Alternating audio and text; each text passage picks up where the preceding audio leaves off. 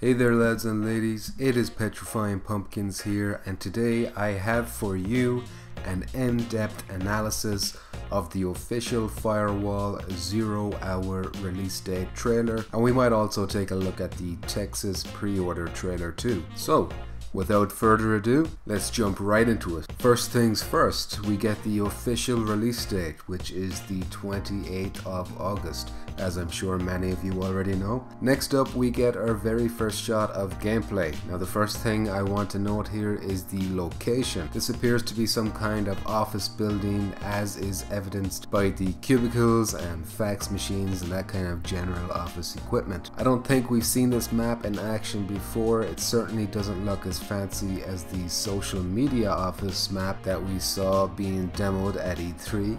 So straight away we get something new. The next thing I want to point out is the ARM mounted display here. We've covered this before in previous videos, but one thing I want to point out here is the timer on the bottom here seems to be counting down, whereas when we saw it before it was at 000000. Next there is a quick cut and we see that the timer has changed to that 00000. What I believe is happening here is that we are changing perspective from one team to the other during the same firefight. My guess is that the attacking team probably has a time limit on completing their task, whereas defenders do not. Hence, one of their timers counting down while the other one does not. Next up, we get a good look at First Contact Entertainment's splash screen logo before we transition to what I believe is the map that has the server room. It's the same map we saw them show off at E3 along with the shoot house map. Here we really see them emphasize that this game is heavily team-based and also slow-paced and more methodical than your usual FPS.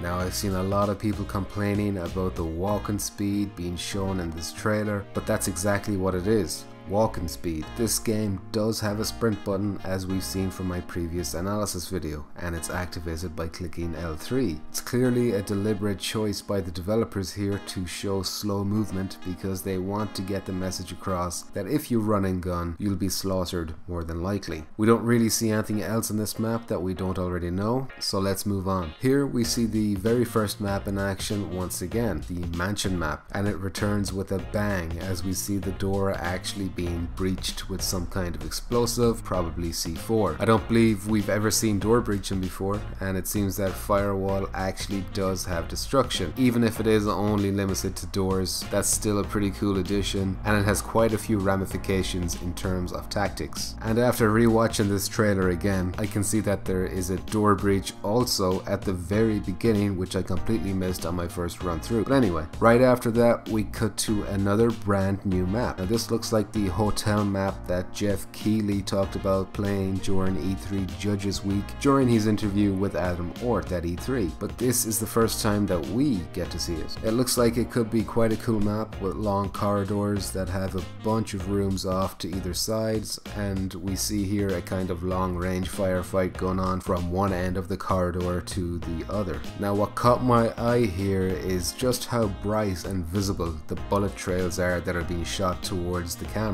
Now maybe it's just the lighting or something like that, but I don't recall seeing bullets being that bright before, which makes me wonder if this game has perhaps maybe tracer rounds. And in case you don't know what tracer rounds are, they're pretty much just bullets, except they have something inside them like phosphorus or something like that that makes them visible during the day and even more visible at night. And the purpose of them is so that when you are shooting you can see your bullet trajectory. I could see it being very useful for firing from the hip. You wouldn't need to aim down the sights, you could just adjust your aim based on the tracer trajectory. Of course, the downside of using tracer rounds is that the enemy can see where the bullets are coming from. Now I could be completely wrong, of course, I often am, but let me know what you think in the comments below. Next we see kind of a montage here of different maps with operators traversing them on foot slowly. So along with the hotel we see the office again, I believe, and then the shipyard container map and the mansion map once again. This time we see the very same mansion door being breached, but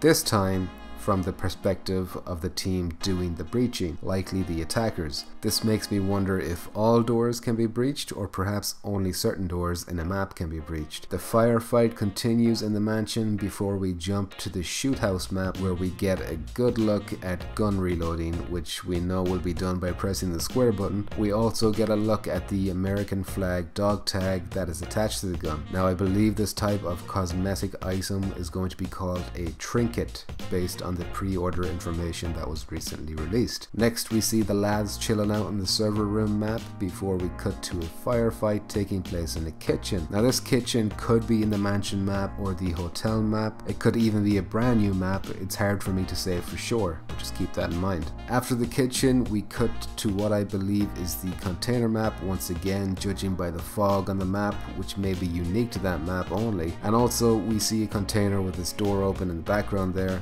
which is why I think it's the container map. Then we cut back to the mansion map once again, where we see what appears to be a clueless enemy player kinda slowly waddling away, almost as if he isn't about to get his head shot off with a shotgun. And that reminds me, actually, don't quote me on this because I can't remember where I saw it, but I do remember someone complaining about how dumb the AI looks in this trailer. Then I believe Adam Orth replied that there is actually no AI in this trailer, it's all PvP. I don't know if I saw that on YouTube comments or Reddit or Twitter, but I'm pretty sure I didn't dream that up, so don't panic yet about the enemy AI in the game. Finally, we cut back to the office where we started for an intense firefight before the trailer ends. Now there's a couple of other things to note about this trailer. First was that the entire time you had these players communicating with each other, calling out enemy locations and stuff like that, and I'd like to point out that it wasn't done to the point of being cringy like you'd see in something like The Division. I remember there was a Division trailer where they had like voice actors pretending that they were soldiers, and it was just so awful. So awful. So if you and your team are not communicating with each other, you might have a bad time. That's basically what this trailer is trying to hammer home. The other thing to note is that there is actually a voice in the game giving you instructions over your earpiece or radio or whatever. So while it's not exactly a story or anything even remotely close to a story, it kind of does give you this feeling that you're on a mission and that you have shit to get done, rather than just being 8 random dudes killing each other over a laptop. And that's it for that trailer, so let's move on to the pre-order bonus trailer, where we get a good look at Texas, aka Sarah Wells. Now she's a pre-order insensitive character here who, if you pre-order the game, you unlock her day 1. If you don't pre-order the game, she's still in there, you just have to grind or whatever to unlock her. And in this trailer here, she's also modeling nearly all of the pre-order goodies that you can get for this game. So we see that she's got this face paint here, which has a kind of cyber or digital style going on, and you can see the whole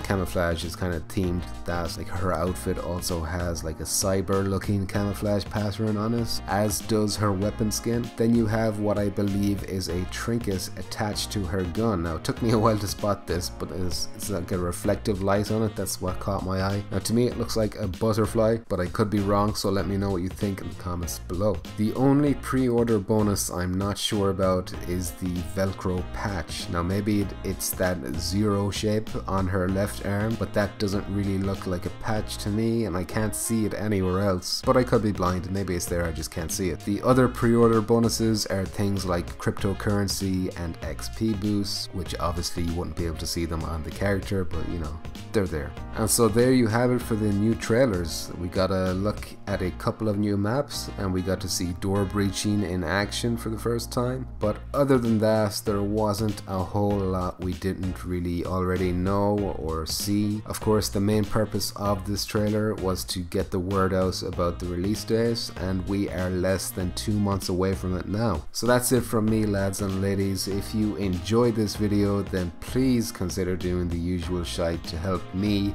and this channel out. Thanks a million for watching, and I'll see you guys in the next one. Bye bye.